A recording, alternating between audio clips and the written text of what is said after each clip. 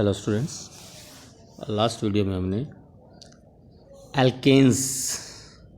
Alkanes की preparations complete कर ली थी। आज हम नेक्स्ट सिलेबस को आगे कंटिन्यू करते हैं। Properties of alkanes.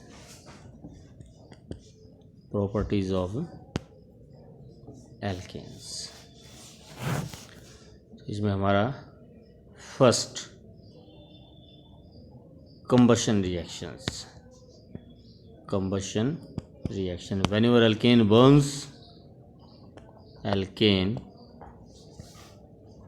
burns in presence of oxygen,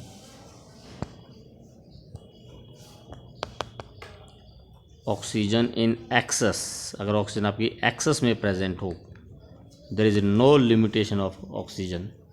So alkanes burns in presence of oxygen to produce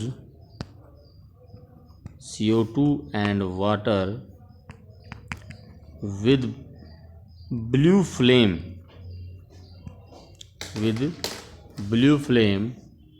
which is with blue flame and non-luminous means light is not produced, and non-sooty means no smoke.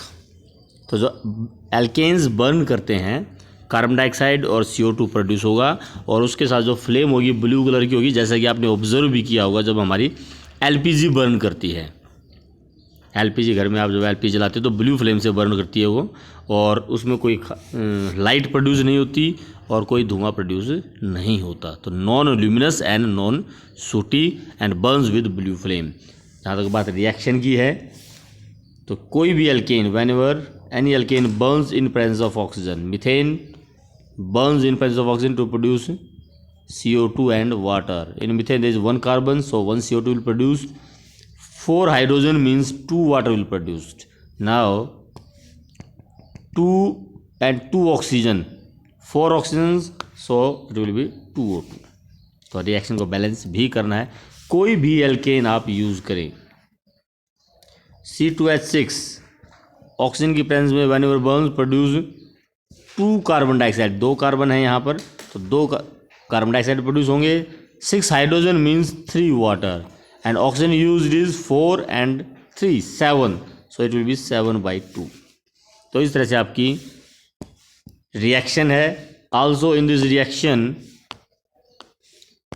heat is produced, and that is why, because large amount of heat is produced, that is why such reactions are such compounds are used as fuel. Methane आपकी biogas में as a fuel use होती है. Butane है आपकी LPG में use होती है. CNG में भी आपकी मीथेन होती है. तो ये एज ए फ्यूल भी यूज़ होते हैं. हाँ, इसमें अगर आपकी लिमिटेड सप्लाई ऑफ ऑक्सीजन हो, then carbon and carbon monoxide is also produced. अगर मीथेन को आप लिमिटेड सप्लाई ऑफ ऑक्सीजन में बर्न करोगे तो आइदर कार्बन और carbon monoxide will produce, and carbon monoxide is highly poisonous gas. तो limited supply में अगर किसी भी एल्केन को बर्न करते हैं तो कार्बन और कार्बन मोनोऑक्साइड, और अगर एक्सेस ऑफ ऑक्सीजन में बर्न किया जाएगा तो then it will produce carbon dioxide, water and heat. So this is first combustion reactions. Overall इन रिएक्शंस को हम एक नई heading oxidation. Combustion is also oxidation. So first we can say oxidation of alkane, and among the oxidation, the first type of reaction is combustion. Combustion is also a type of oxidation. तो इस तरह से second type of oxidation is catalytic oxidation.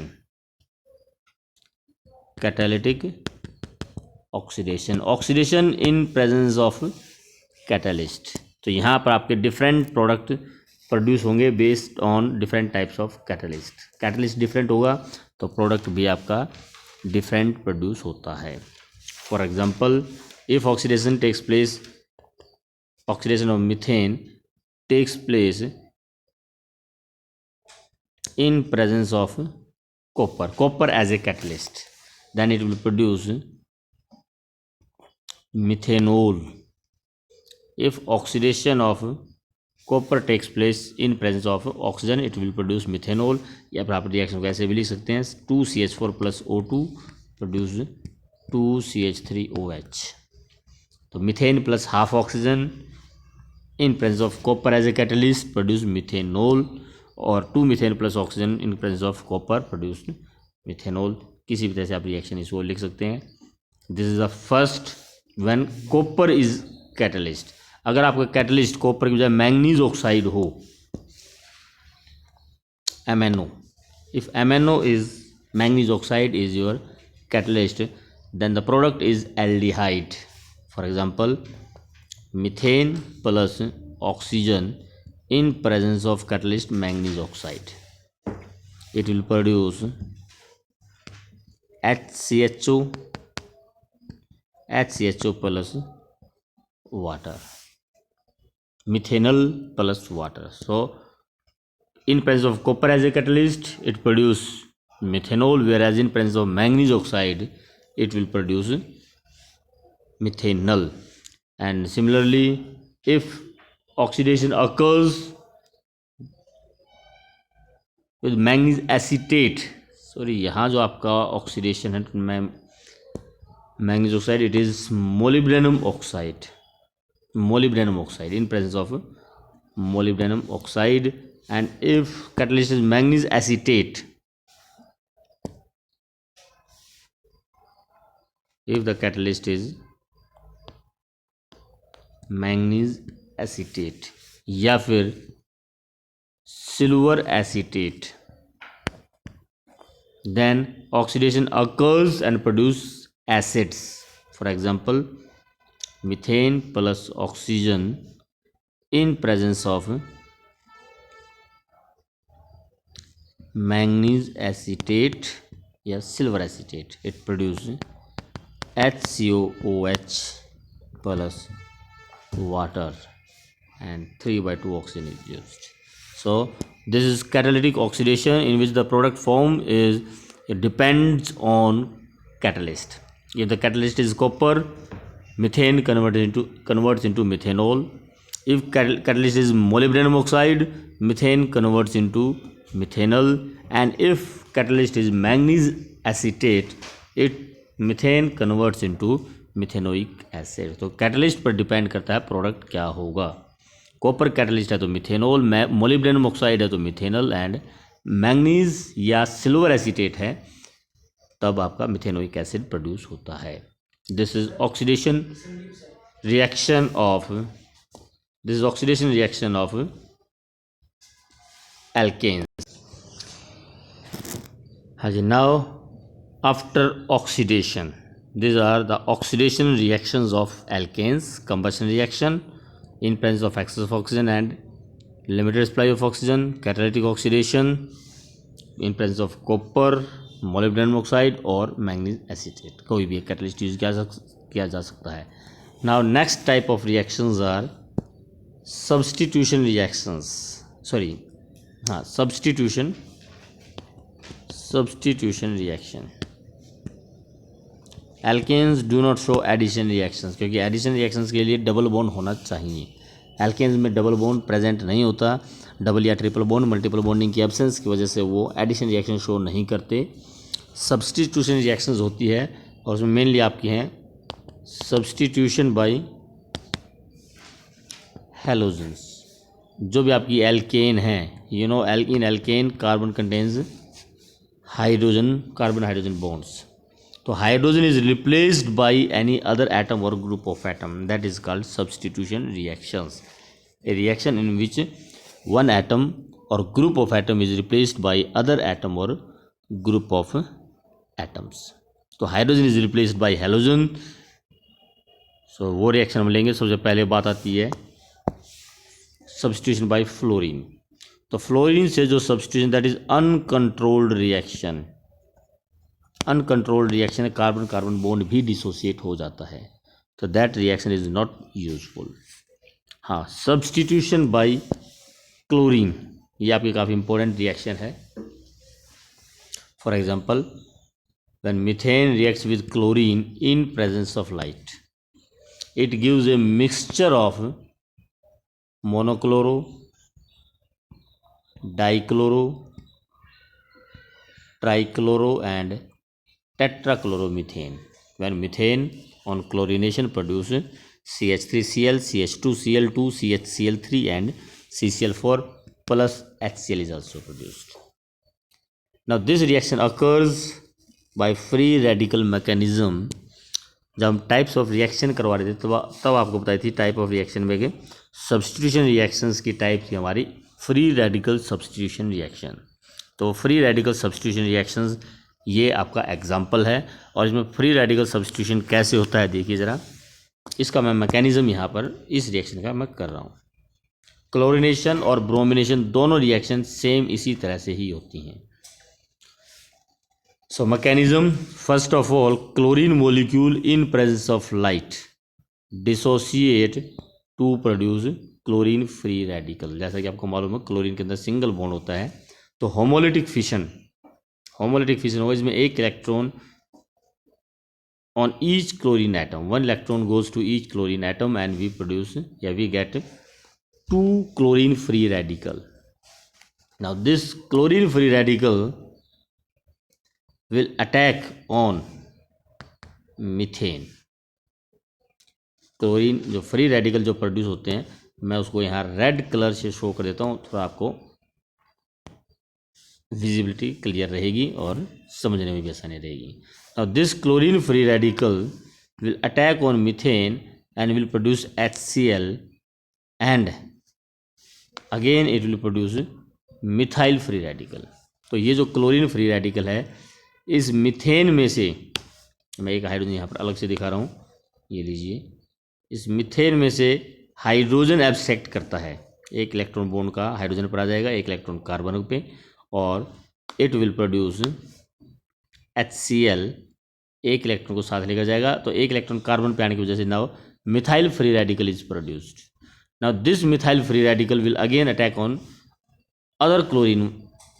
This methyl free radical will attack on other chlorine molecule and will produce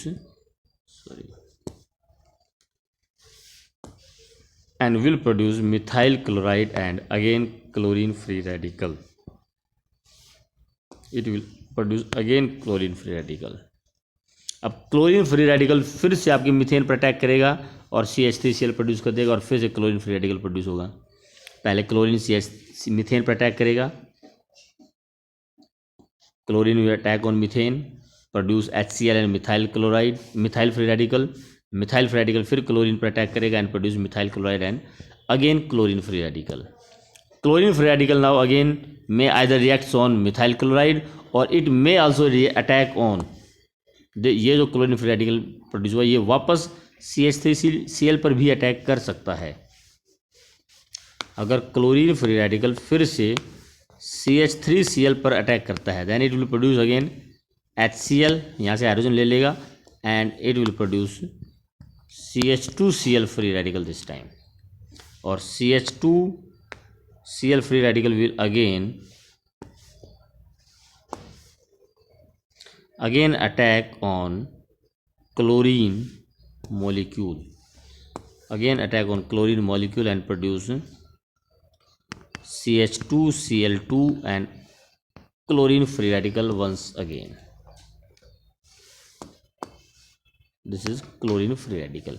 अब chlorine free radical फिर से या तो आपके मीथेन पर अटैक करेगा, अगर क्लोरीन फ्री रेडिकल मीथेन पर अटैक करता है तो CH3Cl प्रोड्यूस होता है, और अगर ये क्लोरीन फ्री रेडिकल CH3Cl पे अटैक करता है तो CH2Cl2 प्रोड्यूस होता है, और अगर यही क्लोरीन फ्री रेडिकल फिर से CH2Cl2 पर ही अटैक कर दे, क्लोरीन फ्री रेडिकल है and it attacks on CH2Cl2, then it will produce CHCl2 free radical, colour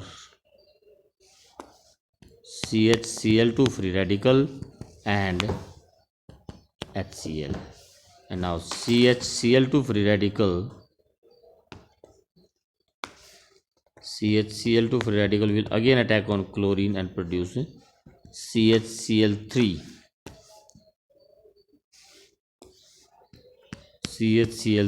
and once again chlorine free radical. फिर वही क्लोरीन फ्री रेडिकल आ गया। अब अगर ये CHCl3 पर अटैक करेगा,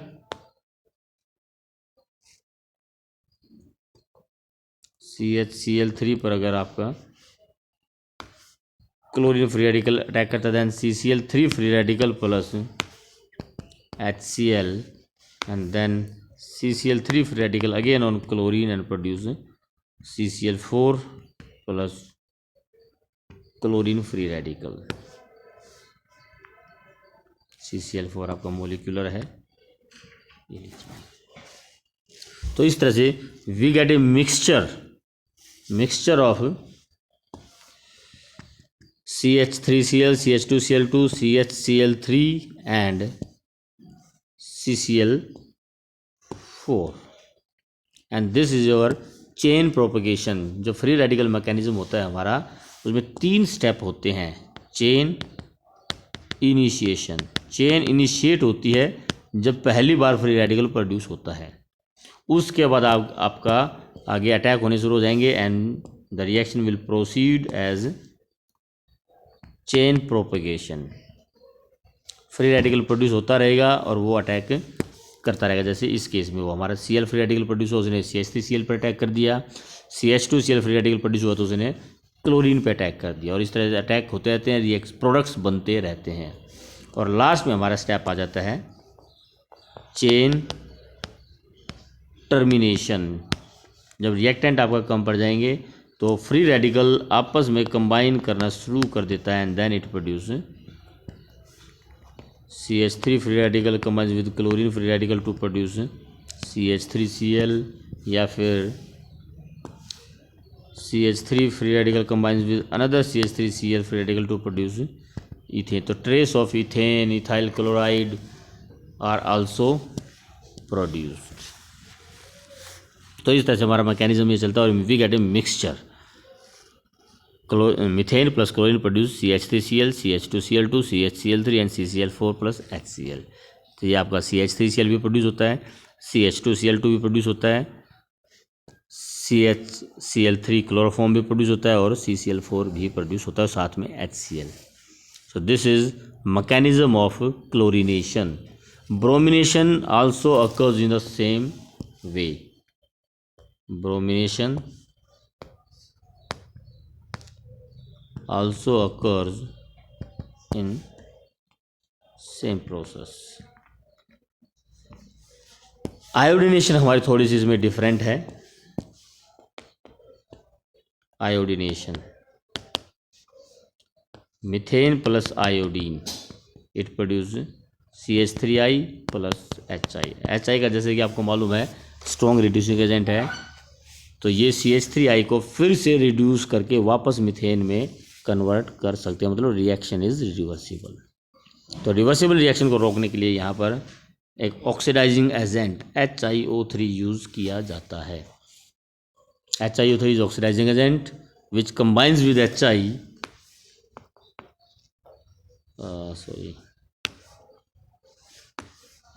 HiO3 combines with HI produce 3 water and 3 iodine। So HiO3 will combines with HI and will decrease the concentration of HI। जब product की कंसनट्रेशन कम होती है तो according to Le Chatelier's principle reaction will move in forward direction. तो इस तरह से HiO3 रिवर्स रिएक्शन को रोकने के लिए और फॉरवर्ड रिएक्शन को इंक्रीज करने के लिए oxidising agent like HiO3, HNO2 भी यूज़ किया जा सकता है। तो ऑक्सीडाइजिंग एजेंट यूज़ किए जाते हैं, HNO3 sorry.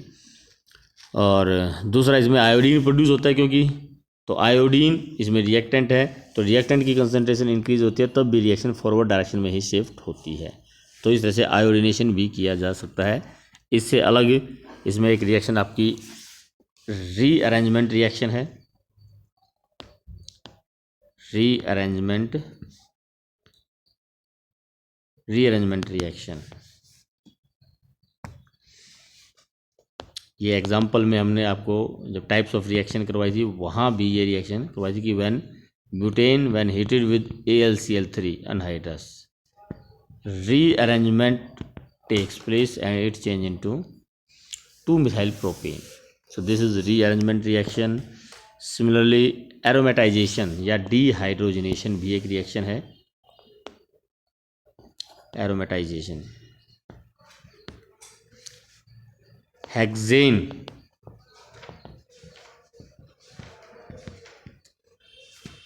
hexane when heated with catalyst chromium oxide and aluminium oxide. Chromium oxide और एल्यूमिनियम ऑक्साइड की प्रेजेंस में जब इसको हीट किया जाता है then dehydrogenation takes place. First it will convert into cyclohexane. ध्यान रखना, एक हाइड्रोजन इस कार्बन से और एक हाइड्रोजन नेक्स्ट टर्मिनल कार्बन से. यहाँ से हाइड्रोजन गैस रिमूव होती है and these two carbon get attached and it will result in formation of a ring CH2 CH2 CH2 CH2 CH2 CH2. ये आपके टर्मिनल कार्बन हैं and they get attached, so it will result in formation of cyclohexane which on further heating, अगर इसको फिर से आगे और heat किया जाए in the presence of same catalyst, if it is heated further in the presence of same catalyst then it will result in formation of methane. एक hydrogen आपकी यहाँ रिमूव होती है, sorry hydrogen not water, it's hydrogen यहाँ पर भी आपकी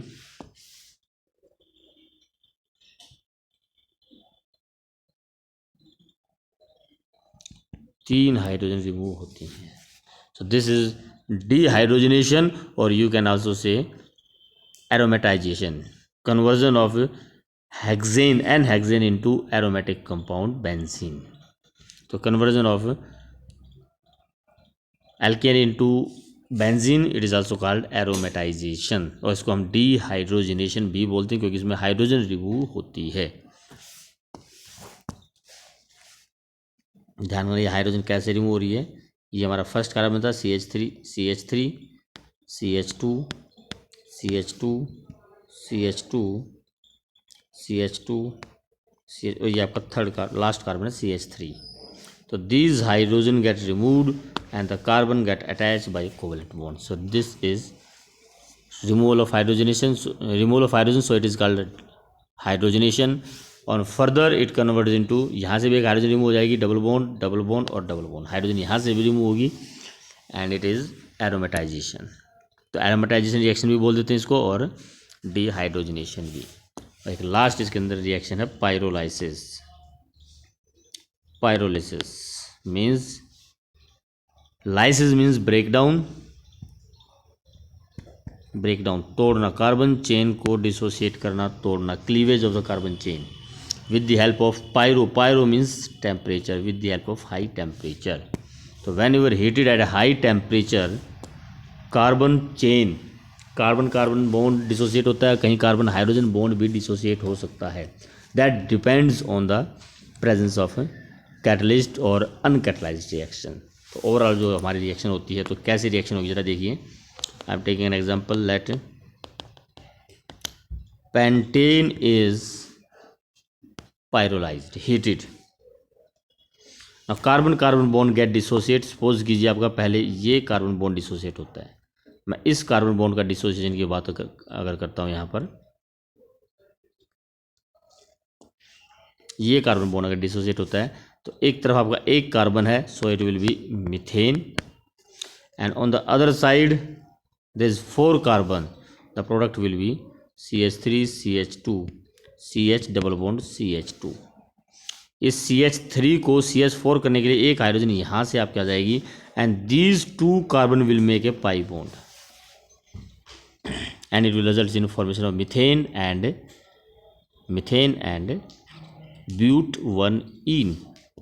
इसके साथ साथ कुछ और प्रोडक्ट भी प्रोड्यूस हो सकते हैं. जरूरी नहीं आपका कार्बन बॉन्ड वही डिसोसिएट हो, आपका कार्बन बॉन्ड ये भी डिसोसिएट हो सकता है। अगर ये कार्बन बॉन्ड डिसोसिएट होता है तो जो आपके प्रोडक्ट होंगे 2 कार्बन और 1 अदर जो है 3 carbon. 2 carbon alkene means ethene and ethane, या फिर 2 carbon alkene and 3 carbon alkene, दोनों में से कोई भी प्रोडक्ट हो सकते हैं। इथीन प्रोपेन या फिर प्रोपीन इथेन, तो एक तरफ डबल बॉन्ड एक तरफ सिंगल बॉन्ड, या यहाँ डबल तो यहाँ सिंगल, तो चारों प्रोडक्ट आपके प्रोड्यूस होने के चांसेस रहते हैं। तो CH2 double bond CH2 ethene and propene sorry ethene and propane आएगा यहाँ पर। इथीन के साथ यहाँ पर आपका प्रोपेन CH2 CH3, और या फिर ethane and propene, alkene alkane या एल्कीन एल्केन, दोनों तरफ में किसी भी तरफ आप डिसोसिएट कर सकते हैं। Along with this hydrogen is also produced. So this is pyrolysis reaction in which all these products are produced. Pyrolysis मतलब heating with temperature या breakdown cleavage with the help of temperature. तो जब उसको heat किया जाता है तो कोई भी बॉन्ड आपका डिसोसिएट हो सकता है। और अगर इसी तरह से अगर हमारा ये बॉन्ड डिसोसिएट होता है यहाँ से, तो फिर आपका इथीन एंड प्रोपेन या प्रोपीन एंड इथेन प्रोड्यूस होगा। तो these are the properties of alkanes. Main 2 ही टाइप की रिएक्शन है, ऑक्सीडेशन है और सब्स्टिट्यूशन रिएक्शंस है। सब्स्टिट्यूशन रिएक्शन में आपका आयोडीनेशन और हेलोजिनेशन में क्लोरिनेशन ब्रोमिनेशन जो कि फ्री रेडिकल मैकेनिज्म से चलेंगे। उसका rearrangement, aromatisation and pyrolysis reactions. तो प्रॉपर्टीज ऑफ एल्केन यहाँ कंप्लीट है। अब नेक्स्ट वीडियो में हम लेंगे preparation of alkenes. Thank you.